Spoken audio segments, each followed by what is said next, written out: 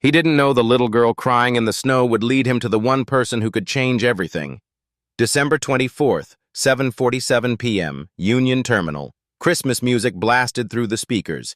Jingle bells on repeat. A giant tree stood in the center, 20 feet tall, lights flashing red and gold. Families everywhere, hugging, laughing. A Santa volunteer handing out candy canes. Elijah Carter knelt on the cold floor. 17 years old, navy coat with 2 missing buttons, sneakers held together with duct tape. The little girl in front of him wore a red velvet dress, expensive looking. She clutched a torn, stuffed rabbit and sobbed. "I can't find my mommy." Elijah had $6.70 in his pocket. His entire Christmas budget. His bus, the last one to his grandmother's house, would leave in 18 minutes. He should walk away. But he couldn't. What happened next would change both their lives forever. But let's back up. Because you need to understand who Elijah Carter was before that night. You need to know what he was risking. 3 years earlier, Elijah's parents died in a car accident. He was 14. His little sister Zara was 11. Most kids that age worry about homework and video games. Elijah became a parent overnight. Now 17, he lived in a converted warehouse apartment with Zara, who was 14. Rent was $680 a month. He was 11 days late. Every morning started the same. 5:30 a.m. alarm. Make breakfast for Zara, pack her lunch, walk her to the bus stop, then school. Roosevelt High, 7:45 to 2:30, then work. Rosie's Diner, 3 o'clock to 7 o'clock p.m. Dishwasher, busboy, whatever Gloria needed. This week's paycheck? $143 after taxes. Do the math. It doesn't add up. Their grandmother, Miss Ruth, lived across town. 72 years old. Hip surgery 3 months ago. She couldn't take them in. So Elijah figured it out. He always figured it out. Walking 45 minutes instead of taking the bus. Saved $250. Eating crackers from the break room instead of his employee meal. Gave that meal to the homeless man outside.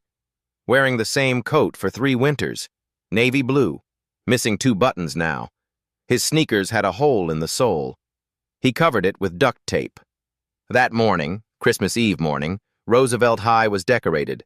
Small tree in the lobby, kids exchanging gifts.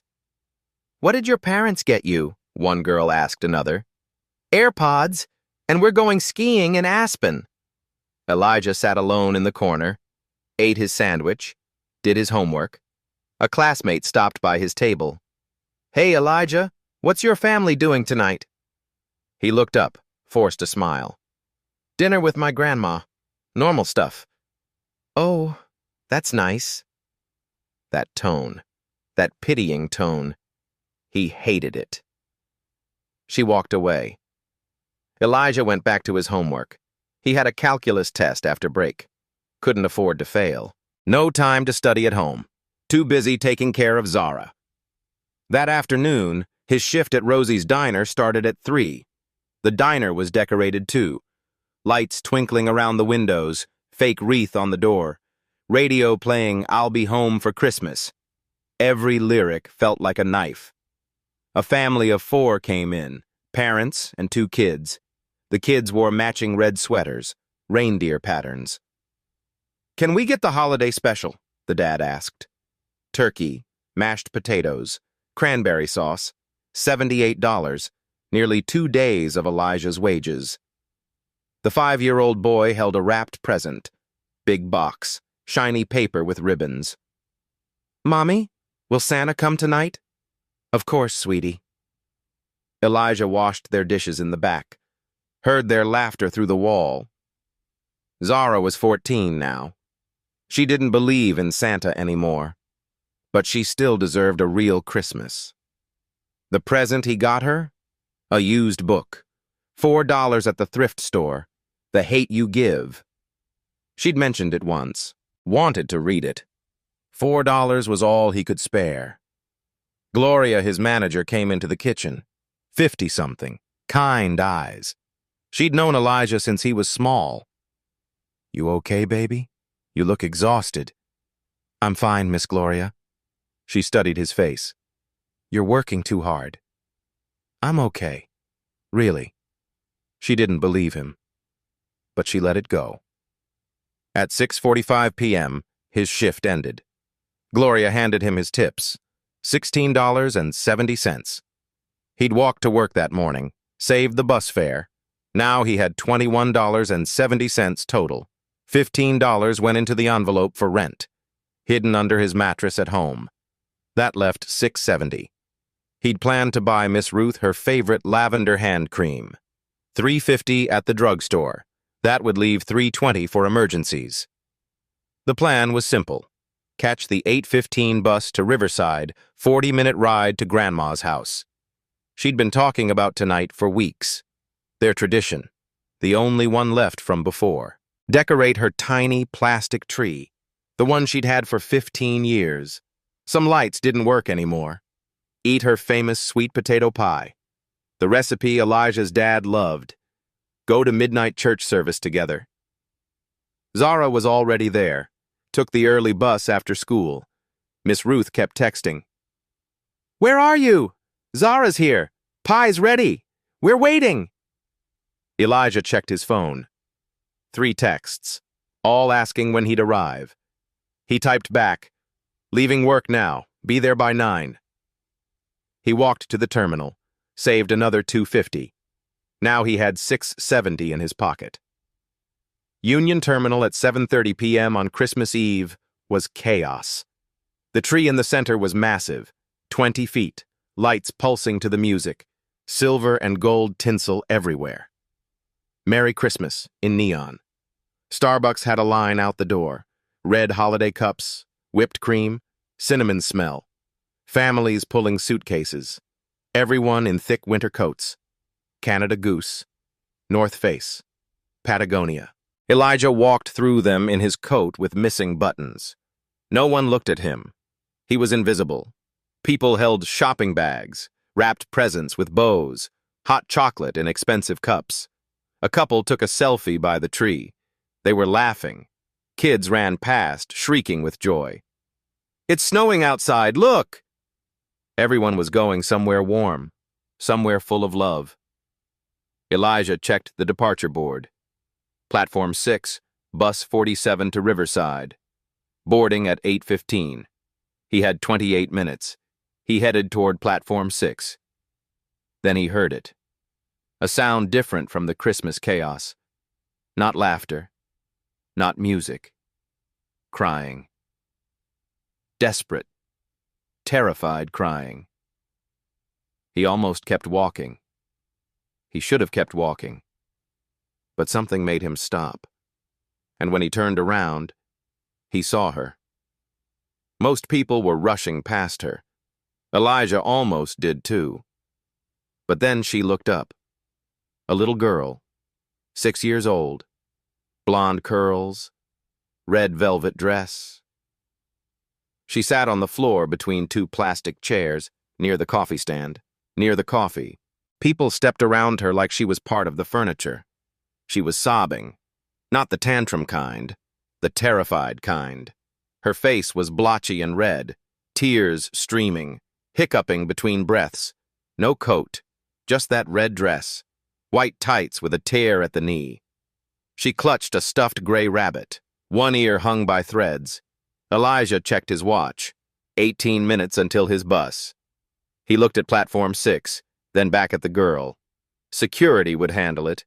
That was their job. But where were they? How long had she been sitting there? Around them, the terminal was pure Christmas chaos. Deck the Halls played overhead. The giant tree pulsed with lights. A group of carolers sang nearby. Families laughed. Kids chased each other. And this little girl sat alone, terrified. Elijah walked over, knelt down. Hey, are you lost? She looked at him, nodded, couldn't speak through the tears. Where's your mom? The question made it worse. Fresh sobs. I don't... We were getting coffee and I saw... She pointed at the Christmas tree. "I saw that and I ran to look, and when I came back she was gone." Her voice rose to a wail on the last word. "Okay, it's okay." Elijah kept his voice calm. "What's your mom's name?" The girl's face went blank. "Mommy?" "Right. She was 6. What does she call you?" "Sophie." "Sophie. That's a pretty name." "I'm Elijah." Sophie wiped her nose with her hand. "Everyone keeps walking away." Elijah's chest tightened. He looked around. The coffee stand was 50 feet away, absolutely packed with people. A security guard walked past, moving fast. "Excuse me," Elijah called. The guard barely glanced over. "Information desk, main floor. They'll make an announcement." Then he disappeared into the crowd. Elijah checked his watch again. 16 minutes. The information desk was on the other side of the terminal. If he took Sophie there, waited for them to process everything, made sure someone responsible had her, he'd miss his bus. The next one wasn't until tomorrow morning. Christmas Day service was limited. Miss Ruth was waiting. The pie was ready. Zara kept texting. This was their one tradition, the only thing he'd kept alive from before. "Please don't leave me," Sophie whispered. Elijah looked at her. Really looked. Her dress had a small monogram on the collar. SV looked expensive. Her shoes were patent leather, shiny. Everything about her said money. But right now she was just a scared little girl. He remembered being 7, getting separated from his mom at a county fair. That hollow terror, like the world had ended. Someone had found him, stayed with him, made him feel safe. Sophie's hand was ice cold. She was shivering. "What does your mom look like?" he asked. "She has brown hair and a black coat. And her phone. She always has her phone." Elijah's heart sank. That described half the women in this terminal. His phone buzzed. Text from Zara. "Where are you? Grandma keeps asking." The departure board flashed.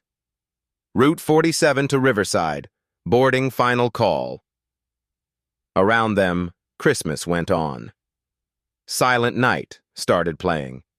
A family walked past, arms full of presents. The kids were singing along to the music.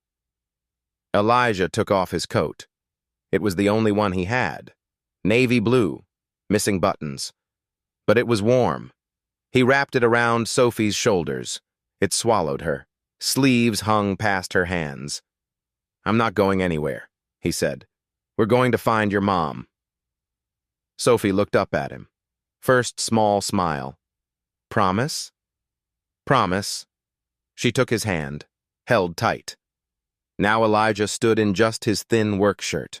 The terminal was cold, but Sophie had stopped shivering. "Okay, Sophie. We're a team now. Teams don't give up." She nodded, wiped her face with his coat sleeve. He looked toward the VIP lounge area. Roped off. Security guard at the door. Sophie had pointed that direction earlier, said she thought they came from there. Strange. That was for business class travelers. Executives. VIPs. As they started walking, a woman in a black pantsuit rushed past. She had an earpiece, talking urgently into a phone. "No, I'm telling you, she's not in the lounge. We've checked everywhere. Mrs. V is..." She moved out of earshot. Elijah filed it away. Didn't think much of it. His phone buzzed again. Zara. Just question marks this time. He silenced it. Put it in his pocket. Platform 6 was behind him now. His bus would leave without him. But Sophie held his hand and looked up at him with complete trust. And Elijah kept his promise. He always kept his promises. What he didn't know was that this promise would change everything. Elijah had no idea that every choice he made in the next 30 minutes was being watched. They started at the coffee stand. The barista was a teenage girl, maybe 16, stressed, moving fast. "Excuse me," Elijah said.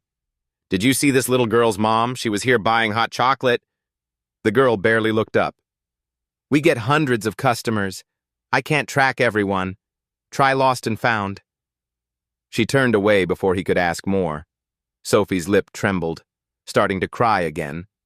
Elijah knelt down, eye level. Hey, look at me. We're a team, remember? Teams don't give up. She nodded, wiped her eyes with his coat sleeve. What was your mom buying? He asked. Hot chocolate, for me, with extra marshmallows. Good. What else do you remember?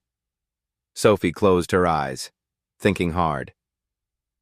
There was Christmas music, and she was talking on her phone. She sounded worried. Elijah stood, looked around. The terminal was massive. 3 floors, dozens of platforms, thousands of people. How do you find one woman in this? Come on, he said. Let's try the information desk. They walked through the crowd. Elijah held Sophie's hand tight. They passed a toy store window. Designer dollhouse. Twinkling lights. $500 price tag. Sophie stopped. Stared. Mommy promised to buy me that house, she whispered. Elijah's throat tightened. Zara had never had a dollhouse. She'd never complained. We'll find her, he said. I promise. The information desk had a long line. At least 30 people, holiday travelers, complaints, questions, confusion. Sophie looked at the line. That's going to take forever. She was right. The clerk at the desk was older, kind face but frazzled, moving as fast as she could. When they finally reached the front, she handed Elijah a form. Fill this out. We'll make an announcement. Elijah looked at the form. Parent's full name, contact number, physical description. Sophie, what's your mom's phone number? It's in her phone. What's her full name? Sophie's face went blank. Mommy. 6 years old. Of course she didn't know. The clerk sighed. Without contact information, an announcement won't help much. She has to come here to claim her. But what if she's looking somewhere else? Elijah asked. Then you wait here, or you can walk around. But don't leave the building. This wasn't going to work. Elijah made a decision. Come on, Sophie, we're going to retrace your steps. They left the desk, started walking back. You said you saw the Christmas tree, and your mom was at the coffee stand. Where did you go to the bathroom? Sophie's eyes lit up. Yes, the bathroom. We went to the bathroom before the coffee. They found the family restroom near platform 3. Elijah asked a passing woman to check inside. He couldn't go in himself. The woman came out. No one's there, honey. But Sophie was looking around. Wait, the vending machines.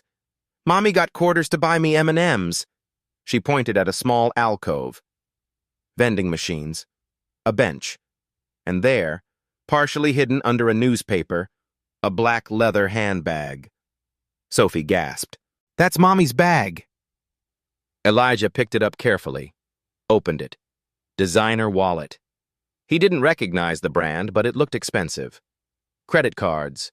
Name on them, Victoria Ashford Vaughn. Business cards. All the same. Vaughn Industries. Office of the CEO. A phone. Locked. No emergency contact visible. She was sitting right here, Sophie said. Where did she go? Elijah's mind raced. If her mom left the bag here, she probably went looking for Sophie. But where? A security guard walked past. Excuse me, Elijah called. This guard stopped. Yeah? We found this bag, and this little girl is lost. Her mom might have left it here and gone searching. The guard took the bag, looked at the cards inside. His entire demeanor changed. He grabbed his radio. I've got a child's mother's belongings. Family restroom area, platform 3. Static, then a voice. Copy that. Bring the child to the VIP lounge immediately. We have the mother. The guard looked at Elijah. "Come with me. Now." As they walked, Elijah noticed something. More security. Moving with purpose. All heading the same direction. Not regular terminal security. Private. Expensive suits. Earpieces. Sophie was chattering. "We found her! You found her!" But Elijah felt something was off. Why so much security? Why the urgency? The VIP lounge was roped off. 2 guards at the entrance. And standing there, the woman in the black pantsuit from earlier. The one on the phone. She spoke into her earpiece. "We have her. Repeat, we have the child. Alert Mrs. Vaughn immediately." The guards parted. The door opened. Inside was different. Quieter. Warmer. Leather chairs. Soft lighting. Classical Christmas music. Not the chaotic pop outside, a tray of gourmet cookies, hot beverages in real mugs. This was a different world. And standing by the window, back turned on a phone, was a woman in an elegant black coat. She turned around. The moment she saw Sophie, everything changed. Her phone fell from her hand, shattered on the marble floor. She didn't even glance at it. She ran, dropped to her knees. "Sophie! Oh my God! Sophie!" Sophie ran into her arms. Both of them are crying now. The woman was shaking, holding Sophie's face, checking her over. "Are you okay? Are you hurt? They've been looking everywhere, I thought." She couldn't finish, just held Sophie tight. "I'm okay, Mommy. This boy helped me. He promised he wouldn't leave." The woman looked up. Her eyes met Elijah's. She was maybe late 30s, composed, expensive everything. Hair perfect even now. But her eyes were red from crying.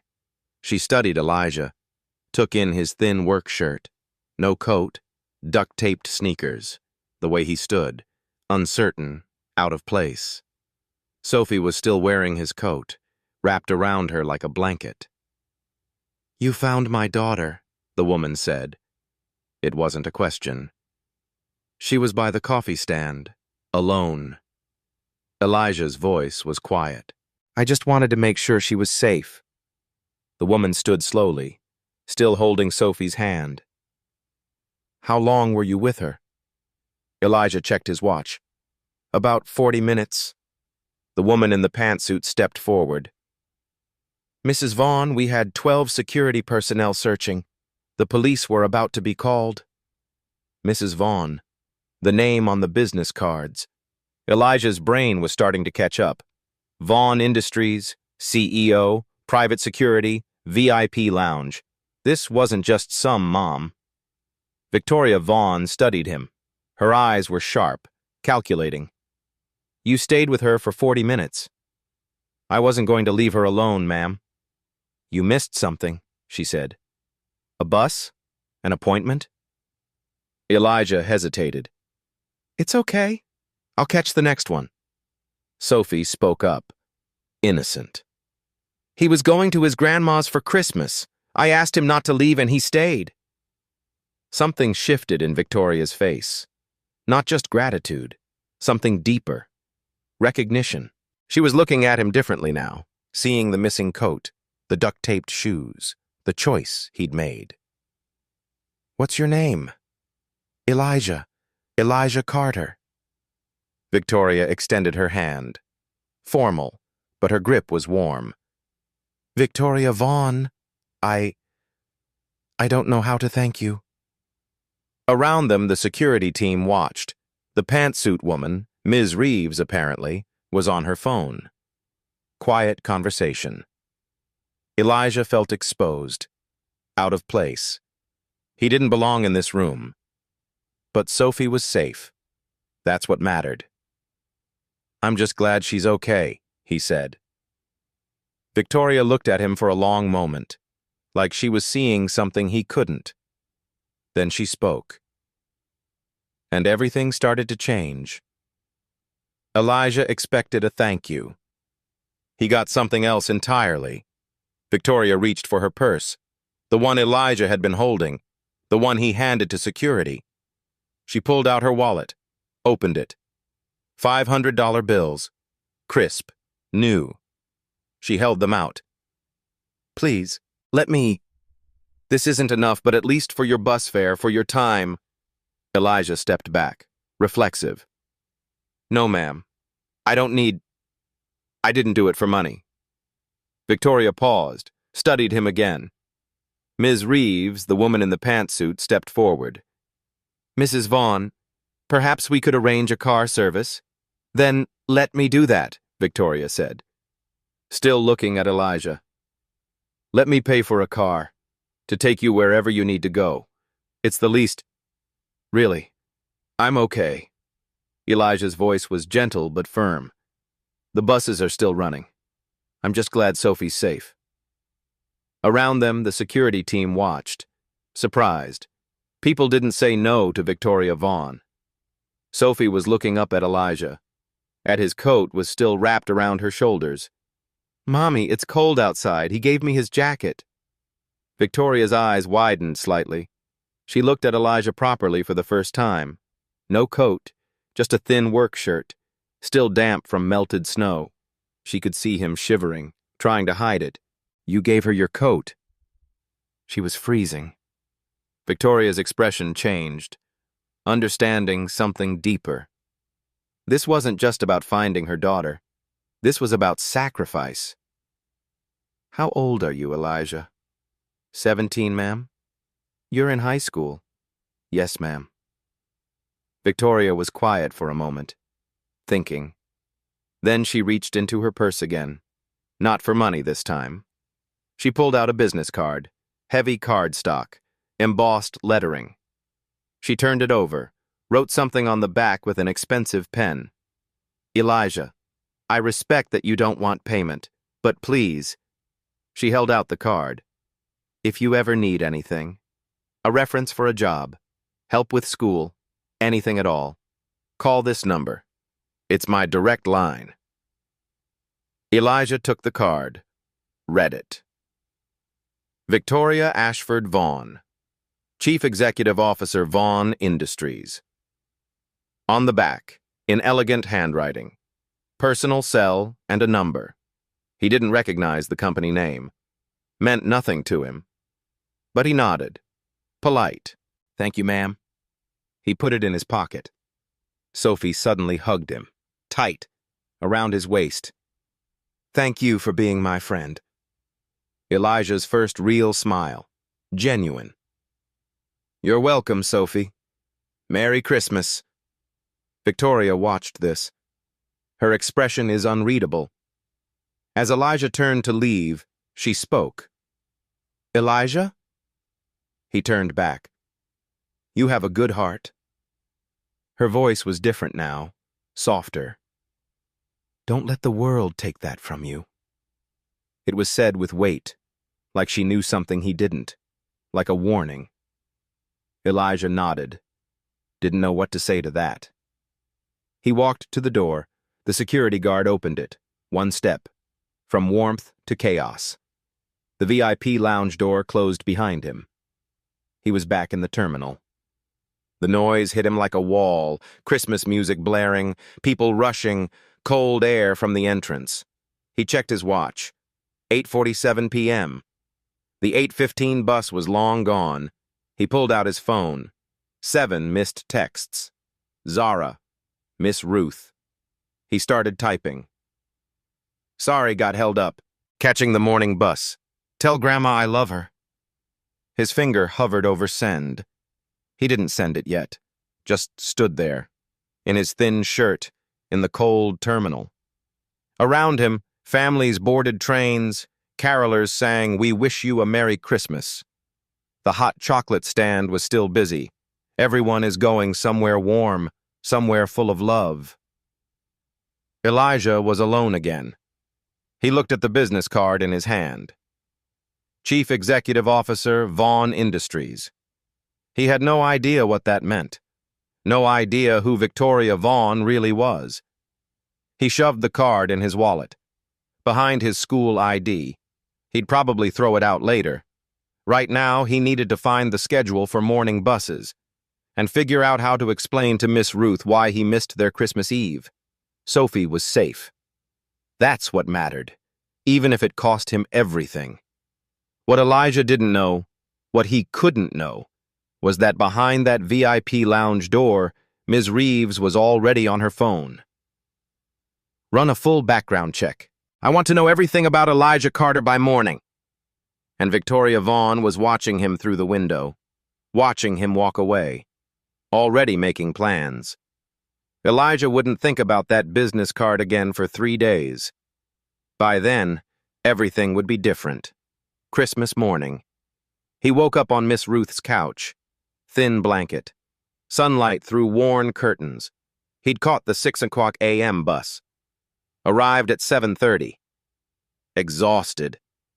Miss Ruth and Zara had been disappointed, but understanding. They did their tradition anyway. Smaller, shorter, but still theirs. The 3-foot plastic tree, 15 years old. Some lights burned out. Gifts under it. Lavender hand cream for Grandma. $3.50. Hand-knitted socks from her. The used book for Zara. Sweet potato pie. Fried chicken. Collard greens. Small. Simple. Full of love. But Elijah felt the absence. This was supposed to be their full day together. He'd cut it short. For a stranger. Miss Ruth had the TV on. Local news. Morning broadcast. And in a heartwarming Christmas story, the daughter of tech billionaire Victoria Vaughn was briefly separated from her mother yesterday at Union Terminal. Elijah looked up. Stock footage on screen. Union Terminal exterior. Then photos of a woman in a business suit. Professional. Powerful. Speaking at a podium.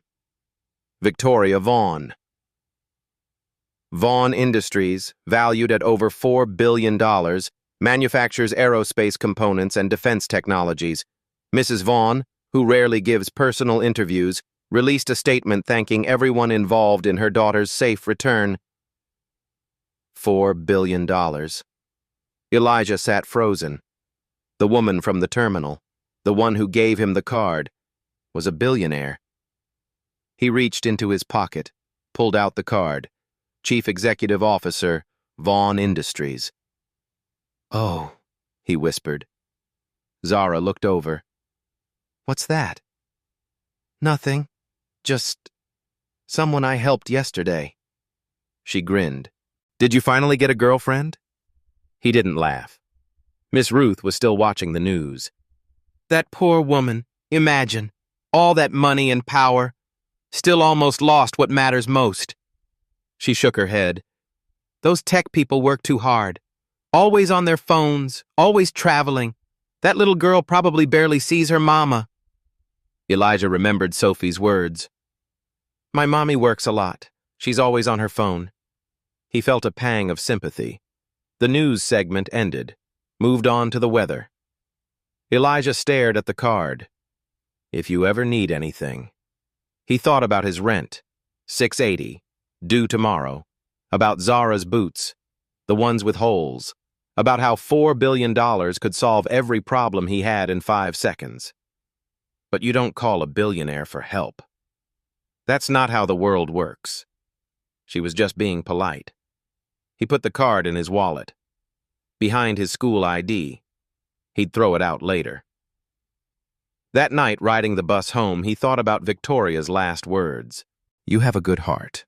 Don't let the world take that from you." Why did she say it like a warning? When he got home, there was a notice on the door. Bright yellow paper. Official letterhead. Final notice. Payment required by 12/26 or eviction proceedings begin 12/27. Tomorrow was December 26th. The fairy tale was over. Reality was back. What Elijah didn't know was that Victoria Vaughn never forgot a debt, and she'd been watching him since the moment he walked away. December 26th, 6:00 a.m. Elijah stared at his ceiling. Hadn't slept much. The eviction notice was on his kitchen counter. Yellow paper. Impossible deadline. He had $143 in his bank account. Rent was $680. The math didn't work. His plan? Talk to Mr. Kowalski. Beg for an extension until January 3rd, his next paycheck. Offer to do maintenance work to make up the difference. It probably wouldn't work, but he had to try. At school, his guidance counselor called him in. Mr. Hassan, good guy, genuinely cared, but couldn't fix everything. Elijah, we need to talk about college applications. Elijah sat down, already tired.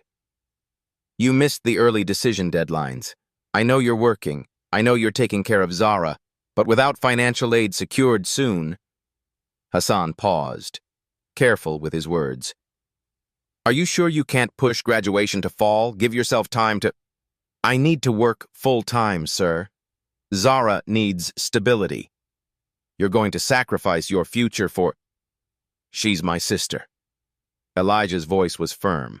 It's not a sacrifice. Hassan looked sad, but he didn't argue. That afternoon, Elijah went to his shift at Rosie's. Gloria met him at the door, concerned eyes. You okay, baby? You look exhausted. I'm fine, Miss Gloria. He wasn't fine. He was thinking about the eviction, about Zara switching schools, about failing the one job that mattered, keeping their family together. At 4:37 p.m., his phone rang. Unknown number. He ignored it, couldn't answer during his shift. It rang again immediately. Gloria waved him toward the back. Answer it, honey. Might be important. Elijah stepped into the kitchen. Hello? Professional woman's voice. Am I speaking with Elijah Carter? Yes. Mr. Carter, this is Patricia Reeves. We met briefly on Christmas Eve at Union Terminal. I'm Chief of Staff for Mrs. Victoria Vaughn. Elijah's heart jumped. Is Sophie okay? A pause, then warmth in her voice. Sophie is fine. Mrs. Vaughn would like to speak with you. Are you available this evening? I work until 7. We can send a car to pick you up after your shift. Mrs. Vaughn is in the city for business. She'd like to meet in person. Elijah's mind raced. About what? She'll explain everything. Will you come? He should say no. This felt too big, too strange. But the eviction notice flashed in his mind, and something else, curiosity. Okay, I'll meet her. Excellent. A driver will be at Rosie's Diner at 7:15, black sedan. She hung up. The next 2.5 hours crawled. Elijah dropped a tray of glasses, apologized. Gloria told him not to worry, but he couldn't focus. What did Victoria Vaughn want? At 7:15, a black Mercedes pulled up outside. The driver got out. Older man, suit, professional. Elijah Carter? Elijah nodded, still in his diner uniform, smelling like fryer oil. Gloria watched from the window, eyes wide. The drive took 15 minutes, across town to the Four Seasons Hotel. Elijah had never been anywhere this nice. Marble lobby, chandeliers, people in expensive clothes. They took the elevator to the 24th floor, penthouse level. Miss Reeves met him at the door. Mr. Carter, thank you for coming. The suite was massive, floor-to-ceiling windows, city lights below, modern furniture, conference table with laptops. This wasn't a personal visit. This was business. Victoria stood by the window, on a phone call. She gestured for him to sit. Sophie was in the corner, pajamas, iPad. It was after 8 p.m. She saw Elijah, lit up. Elijah! She ran over, hugged him. He smiled despite his nerves. Hey, Sophie. Victoria ended her call, turned around. Business attire, hair perfect. This was CEO Victoria, not the crying mother from Christmas Eve.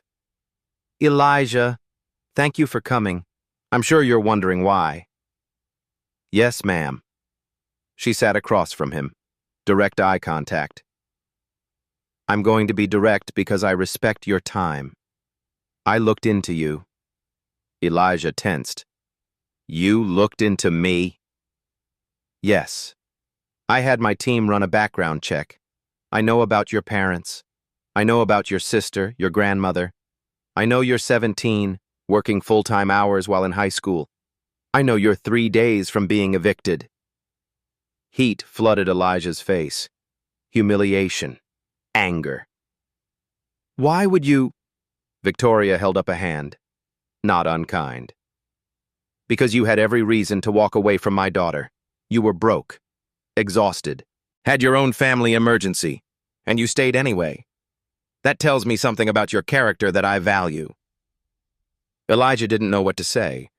Victoria continued. I didn't become successful by ignoring talent when I see it. What you did on Christmas Eve, the decision-making, the resourcefulness, the integrity, those aren't common traits. I just helped a kid. You sacrificed your own needs for a stranger, without hesitation, without expectation of reward. Do you understand how rare that is? Ms. Reeves spoke up. Mrs. Vaughn receives hundreds of requests for help every week, people who feel entitled to her resources. You refused money, twice. Victoria leaned forward. I'm not here to give you charity, Elijah. I'm here to offer you an opportunity. She slid a folder across the table. Elijah opened it, hands shaking. Inside, a scholarship letter. MIT logo at the top. Full tuition, 4 years. A stipend agreement. $2,000 per month for living expenses. Documentation about a boarding school. Riverside Academy. Full scholarship for Zara. A caretaker program for Miss Ruth. In-home health aid. Fully funded. Elijah stared. The words wouldn't process. I don't understand. There's one condition, Victoria said. Elijah looked up, waiting for the catch. You work for me. Part-time during school. Full-time in summers. I'm starting a new division at Vaughn Industries. Social impact technology. I need someone who understands what it means to be overlooked, to fight for survival, to make impossible choices. Someone with integrity. Elijah's brain was short-circuiting. You're offering me a job? At your company? I'm offering you a future. MIT is one of the best engineering schools in the world. You'll graduate with zero debt, real-world experience at a Fortune 500 company, and connections that will set you up for life. Why me? Victoria's expression softened, just slightly. Because 10 years ago, someone gave me an opportunity I didn't deserve yet. A mentor who saw something in me and took a risk. I've been looking for the right person to pay that forward to. She paused. And on Christmas Eve, you walked into my life. Sophie climbed onto Victoria's lap. Mommy says you're going to work with us now. Victoria smiled. If Elijah says yes. Then to Elijah, I don't make offers like this often, but when I commit to someone, I commit fully. You kept my daughter safe. Now let me help keep your family safe. Elijah stared at the folder. MIT. Zara was taken care of. Miss Ruth with support. His entire future. Rewritten in one meeting. I need to think about it. Victoria nodded. Respected that. Of course. But Elijah, your rent is due in 9 hours. Whatever you decide, let me at least handle that. As a thank you. No strings. She slid a check across the table. $5,000. Consider it payment for the 40 minutes you spent protecting the most important person in my world. Elijah walked out of that hotel with a check in his pocket and a choice that would define his entire life. 9:47 p.m. He left the Four Seasons, declined the car service, needed to walk, to think. The check was folded in his pocket, $5,000. The folder was under his arm. MIT, his entire future in 20 pages. Snow fell softly. The city was quiet. His mind was chaos. 3 blocks away, he found a bench in a small park. Sat down, pulled out his phone, called Miss Ruth. FaceTime. She answered. Zara is visible in the background. Baby, where are you? It's almost 10. Grandma, something happened. He told them everything. The meeting, the offer, the check. Silence. Then Miss Ruth's voice, thick with emotion. Read me that scholarship letter again. Elijah did. Slowly. Every word. Miss Ruth started crying. She never cried. MIT? Baby, that's... Your daddy would have... She couldn't finish. Zara grabbed the phone. Elijah, are you serious? Pure excitement. No hesitation. But you'd have to go to boarding school. I wouldn't be there. Elijah, I'm 14. I'm not a baby. If you don't take this because of me, I'll literally never forgive you. Her voice cracked. You've been taking care of me for 3 years. Go to MIT. I'll be fine. Pause. Just visit on weekends sometimes? Miss Ruth took the phone back, face close to camera, serious. Elijah Carter, you listen to me. You've been carrying this family since you were 14. You think I don't see it? You think I don't know what you've sacrificed? But, no buts. You are 17 years old.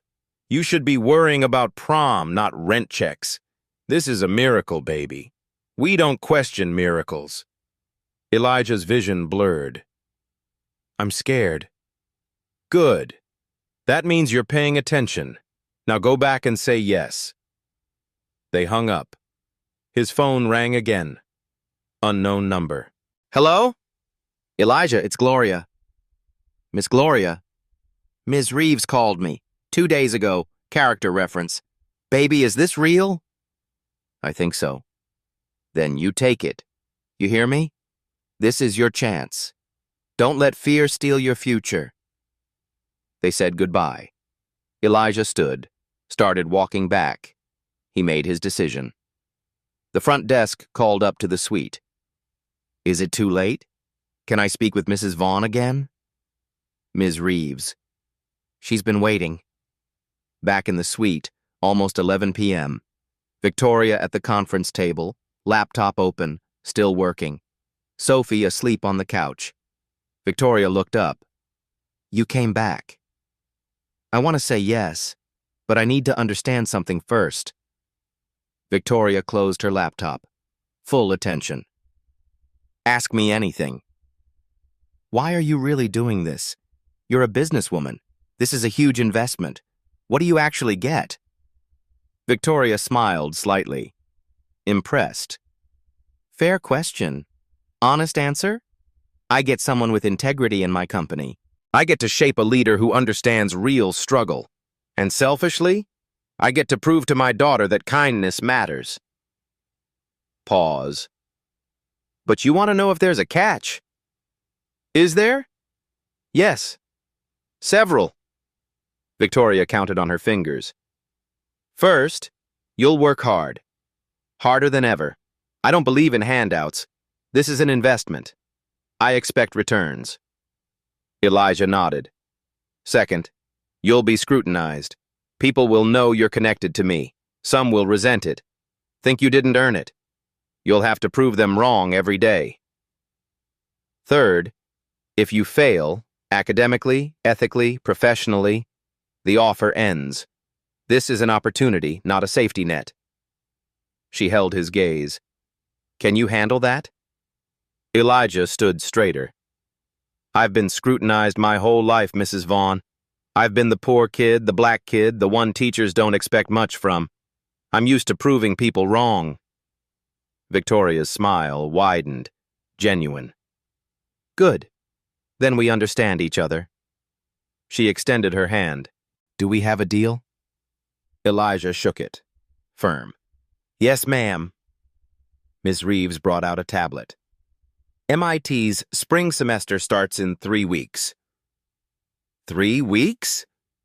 Victoria raised an eyebrow. Is that a problem? Elijah thought about his apartment, his job, packing his entire life, then the eviction notice. No, it's not a problem. As they wrapped up, Elijah pulled out the check. Mrs. Vaughn, about this. That's yours. No conditions. It's too much. It's exactly what you need, plus moving expenses, signing bonus. Elijah's hands shook holding it. Thank you. I don't have words. Victoria's voice softened. You don't need words, Elijah. You already showed me who you are. Now go show the world. Sophie woke up, walked over sleepily. Are you staying? Elijah knelt. I'm going to be around a lot, Sophie. Your mom gave me a job. Sophie's eyes went wide. Really? So we're friends forever? Elijah laughed. Actually laughed. Yeah, friends forever. She hugged him, whispered, I told Mommy you were magic. Elijah walked out for the second time that night, but everything was different. Same snow, same city, same Elijah, but the weight on his shoulders, gone. For the first time in 3 years, he could breathe. He texted Zara, I did it. We're going to be okay. Her response was immediate. We're going to Emmett! For the first time since his parents died, Elijah cried, not from fear, from relief. Around him, the city lights twinkled. Christmas decorations are still glowing. The world continues its celebration. And finally, Elijah was invited to join. What happened next wasn't just about one boy's life changing. It was about what happened when kindness became contagious. January. The immediate changes Elijah's apartment. Rent paid in full. Lease broken amicably. Mr. Kowalski helped him pack. You're a good kid, Elijah. I always knew you'd make something of yourself. Elijah left him a $200 tip, all he could spare from the signing bonus. Zara moved to Riverside Academy, prestigious boarding school, full scholarship. First FaceTime from her dorm. Elijah, my roommate's dad is a senator. This is insane. Scared, but excited. Miss Ruth got her in-home health aide, Marcy, 3 days a week. This woman made me lunch today. Lunch. I haven't had someone cook for me in 20 years. Happy tears. February, MIT. Begins campus orientation overwhelmed Elijah. Everyone seemed to know 20 programming languages already. His roommate's dad ran a hedge fund. Imposter syndrome hit hard. First call with Victoria. Now just Victoria in professional settings. How are you really doing? I'm terrified I don't belong here. Good. That means you're paying attention. Fear keeps you sharp. Now get to work. March. The company work. Elijah's role at Vaughn Industries, social impact technology intern. Remote. Part-time. His first project, research solutions for accessible technology in low-income schools. He drew from personal experience. Wrote a proposal for subsidized tech labs. Victoria read it, called him. This is good. Let's implement it. Find 5 schools to pilot. Wait, actually implement it? That's what you're here for. Make it happen. April. First school pilot Roosevelt High. Elijah's old school, chosen first. Vaughn Industries donated 30 laptops, software licenses, tech training for teachers. Mr. Hassan, the guidance counselor, called. You did this? For us? Someone gave me a shot. Now I'm giving other kids the same chance. Local news covered it. Tech giant partners with local students to bridge digital divide. Elijah's photo in the paper. Uncomfortable, but proud. May. The ripple effect. Other companies reached out, wanted to replicate the model. Elijah was asked to speak at a tech conference. 17 years old, terrified. He did it anyway. His quote, "A year ago, I was 3 days from eviction. Now I'm helping design programs for millions of kids. That didn't happen because I'm special. It happened because one person saw potential and took a risk. Summer. Full-time work. Elijah at Vaughn Industries HQ. Boston office. Met engineering teams. Shadowed executives. One meeting. Aerospace contracts. A VP dismissed a junior engineer's idea. Elijah spoke up, quietly. Actually, that idea has merit. What if we approached it from... He sketched on the whiteboard. The room went quiet. Victoria from the corner. Explain that. He did. Clearly. Confidently. The VP nodded. Let's explore that. After the meeting, Victoria pulled him aside. You held your own in there. Well done. September. 1 year later. The anniversary of Christmas Eve. Elijah in his second year at MIT. Thriving. Vaughn Industries' social impact division had expanded. 50 schools with tech labs, 1,200 students with laptops, 25 scholarships for low-income STEM students. Elijah was the public face of the program. The media coverage. Boston Globe. Feature. From busboy to boardrooms. How one act of kindness sparked a movement. The story detailed everything. Elijah's background, the Christmas Eve encounter, Victoria's decision, the ripple effect. Reader comments poured in. This is what corporate responsibility should look like. That kid is going to change the world. We need more Victorias and more Elijahs. The community response. At Roosevelt High, students now had college prep resources Elijah helped design. 3 students from his graduating class got tech scholarships because of his program. Damon, a former classmate, texted, Bro, I got into Georgia Tech because of the coding camp your program funded. I owe you everything. Elijah texted back, You don't owe me, pay it forward. Rosie's Diner. Gloria framed the Boston Globe article, hung it by the register. Customers asked, That's the kid who used to work here? That's our Elijah, Gloria said proudly. The diner saw increased business. People wanted to eat where the miracle kid worked. Gloria used the extra income to give her staff raises. Sophie's Impact Sophie, now 7, started a kindness club at her private school. Inspired by Elijah's story, kids pledged one kind act per week.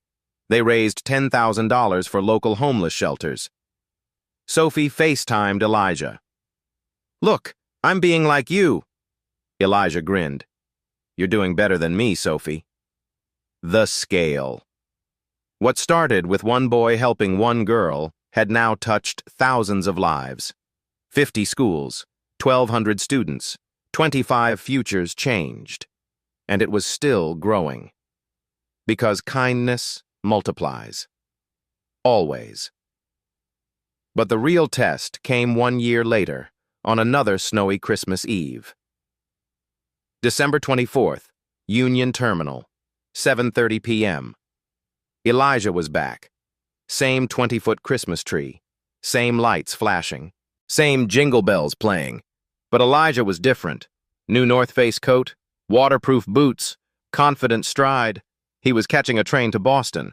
Victoria invited him and Zara for Christmas with her and Sophie. Ticket ready. Platform 8, 40 minutes until departure. As he walked through the crowd, he saw her. Teenage girl, 15 maybe, Latina, exhausted, crying toddler in a stroller, screaming, inconsolable. The girl panicked, phone to ear. Come on, pick up! No answer. People rushed past. No one stopped. Elijah checked his watch. 40 minutes. He could keep walking. Get to Boston. Perfect Christmas. But he remembered Victoria's words. Don't let the world take that from you. He remembered Sophie's terrified face. He walked over. Hey, are you okay? The girl looked up, suspicious. I'm fine. You don't look fine. Can I help? She broke. My mom's in the hospital, Hartford. I missed my bus. My brother won't stop crying. I don't know what to do. Elijah saw himself a year ago. Okay, Let's get your brother settled. The family room is over there. Do you have diapers? She nodded, dazed. He helped her to the family room, bought snacks from the vending machine, crackers, juice boxes, didn't hesitate. When she came out, he handed them over. For your brother. She started crying. Thank you. Elijah pulled out his wallet, his business card. Elijah Carter, Social Impact Coordinator, Vaughn Industries. Wrote his cell number on the back. Text me when you get to Hartford. And if you ever need help, job reference, scholarship recommendation, anything, call me. She stared at the card. Why are you helping me? Elijah smiled. Because someone helped me when I needed it most. Now it's my turn. He checked the bus schedule, found the next Hartford bus, bought her ticket, $47. Didn't think twice. Walked her to the platform, made sure she was settled. I don't even know your name, she said. Elijah. I'm Rosa. I won't forget this. Just pay it forward, that's all I ask. Elijah made his train, 5 minutes to spare. Texted Victoria. Running late, helped someone. Her response, of course you did, proud of you. Boston's South Station. Victoria and Sophie are waiting. Sophie ran and hugged him. Victoria shook his hand. Merry Christmas, Elijah. Merry Christmas, Victoria. They walked out together, started snowing. Sophie grabbed both their hands. Victoria glanced at Elijah. You did it again? He shrugged. It was nothing. It's never nothing. The three disappeared into the snowy night, a family created by kindness. Behind them, Rosa boarded her bus. She'd helped someone in 5 years. That person would help another. One act of kindness, infinite consequences. This isn't just Elijah's story. It's a reminder that we all have the power to change someone's life. Maybe you won't meet a billionaire. Maybe your act of kindness won't lead to MIT or a dream job. But that's not the point.